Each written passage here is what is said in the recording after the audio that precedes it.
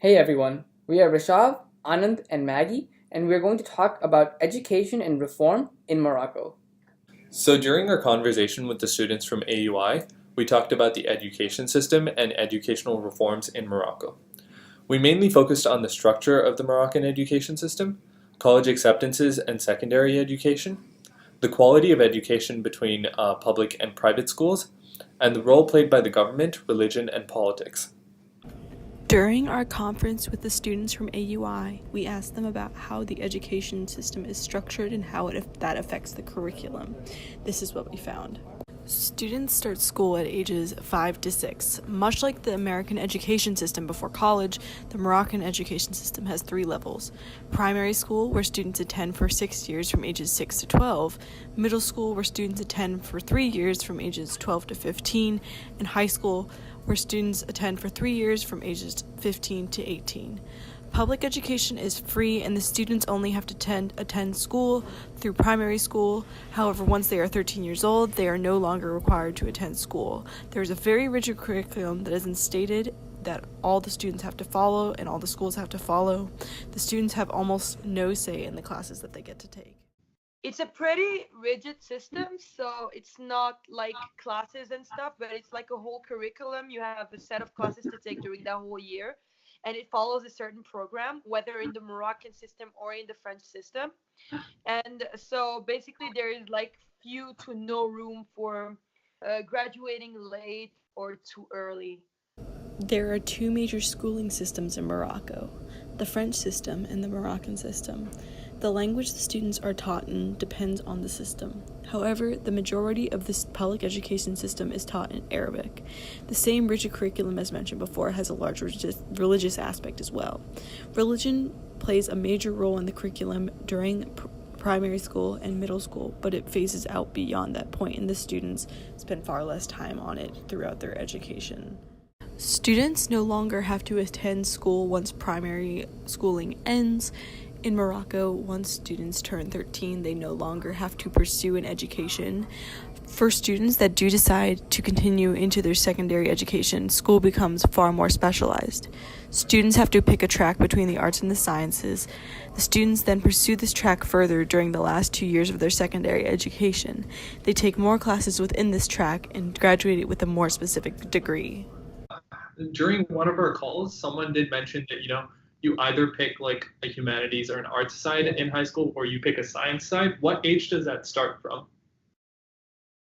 That starts in the year before the last in high school. So what you guys Okay. would call junior year. Okay, so you have 2 years in a very specific track, right? Yeah. Yes. While the Moroccan public education system is free, 1 million students in Morocco receive a private education every year, making up around 15% of the student population. The private education options in Morocco consist of a collection of schools that follow an international program. The most popular of these programs is the French system. There are 10 French schools in Morocco, and of these, 6 are in the city of Casablanca. These international schools do not follow the curriculum standards of Morocco, but rather have their own standards that are consistent throughout the school system in the country. Furthermore, the languages that are used in the school program are not the standard Arabic. As the education standard is different, the cost of private education in Morocco is rather expensive, meaning most of the privately educated students are from the higher economic class. Do you take, for example, there is not only the private and the public system in Morocco. There is the English system, the American system, the Italian system, the Spanish system, and the French system. Mhm. And those are like schools across Morocco, but mainly in big cities that follow the curriculums of the countries I've stated before.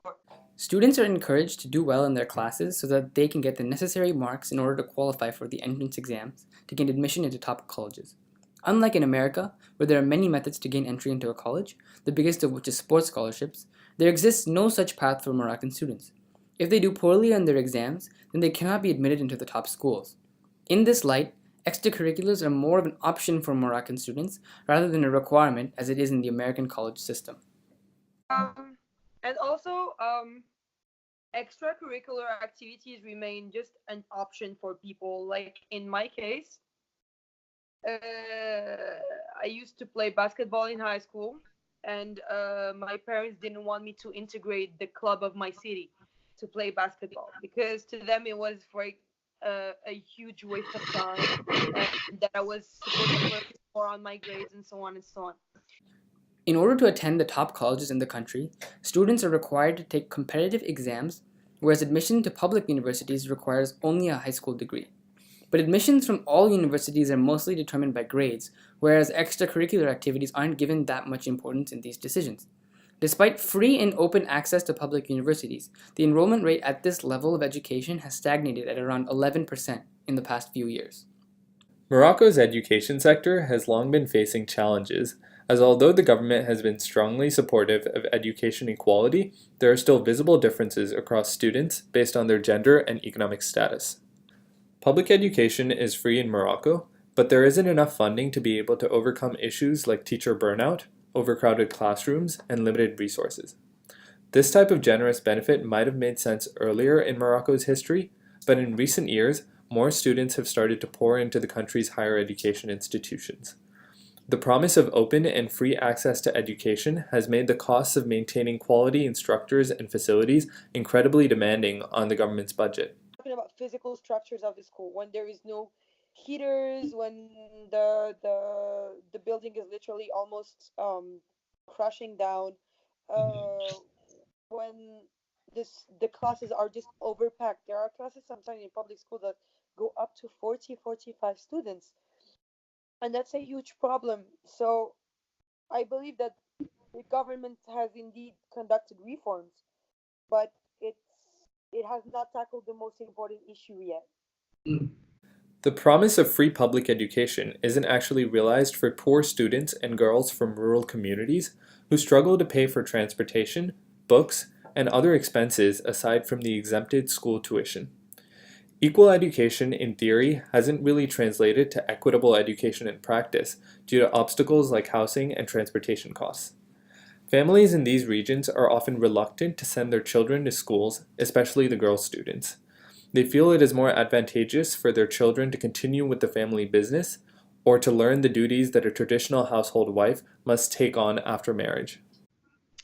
But I think that the gender disparity is something that has to be tackled in the rural areas because uh, in some places in Morocco, there is still, you know, a lot of conservatism, and it goes hand in hand with high illiteracy rates. Even though like these areas are shrinking more and more, and it's gradually, I wouldn't say disappearing, but reducing. Currently, the curriculum is out of date, and many believe there is a disconnect between what is taught in the public education system and desirable skills that employers are looking for in the job market. There has been an outflux of educated, able Moroccans due to the lack of job opportunities that match their skills in the domestic market. From our discussion with the Moroccan students, we found many similarities and differences between us and them. For the similarities, we start by pointing out that public education is free both in the US and in Morocco, yet a fair number of students choose private education. These private schools are available and there are many options, but are very expensive in both countries.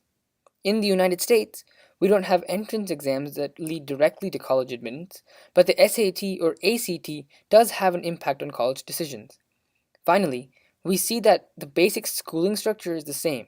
There is a primary level, a middle school level, and a high school level. For the differences, we found that the college attendance rates were drastically different. In Morocco, only 11% of the population attends college, while in the United States, the rate is around 40%.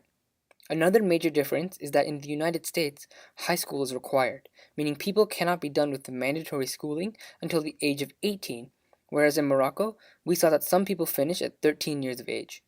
Interestingly, Morocco has a high illiteracy rate in rural areas, which is not nearly as great as the rate in the United States. Finally, in the US college admissions process, extracurricular activities are important to be admitted, but in Morocco, grades and test scores are the major factor. This leads many students not to participate in any extracurricular activities at all. To conduct the meetings, we had some discussions over WhatsApp where we shared some questions about logistics and planning. We then used Skype in order to conduct the video conference calls. This now concludes our presentation. Thank you all for listening.